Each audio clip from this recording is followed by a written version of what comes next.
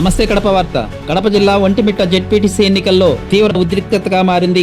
మంటంపల్లె polling station కు సంబంధించి వైసీపీకి చెందిన కొంతమంది కార్యకర్తలు పోలింగ్ కేంద్రంపై దాడి చేసి రింగింగ్ ప్రయత్నించగా అడ్డుకున్న టీడీపీ కార్యకర్తలను చితకబాదారు. నాయకులు సైతం పోలింగ్ బూతులోకి ప్రవేశించడానికి ప్రయత్నించినట్లు తెలుస్తోంది. జెడ్పీటీసీ అభ్యర్థి సుబ్బారెడ్డి మాట్లాడుతూ రాంప్రసాద్ రెడ్డిని వదిలిపెట్టనని, తాను ఖచ్చితంగా మంత్రి మీద తగు చర్యలు తీసుకుంటానని, తాను ఓడిపోతే అందుకు బాధ్యుడు రాంప్రసాద్ రెడ్డేనని ఆయన వ్యాఖ్యానించినట్టు తెలుస్తోంది.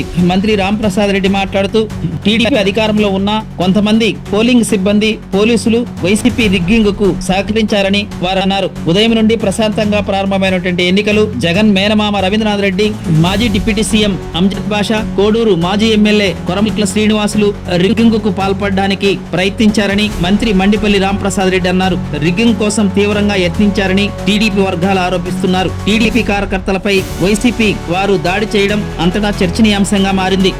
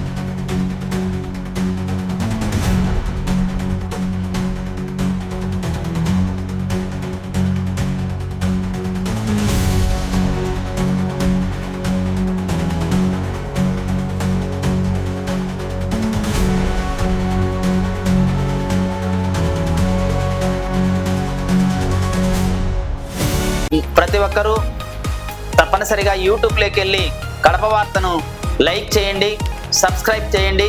ఇట్లు మీ జి రమణయ్య, ఎడిటర్, కడప వార్త.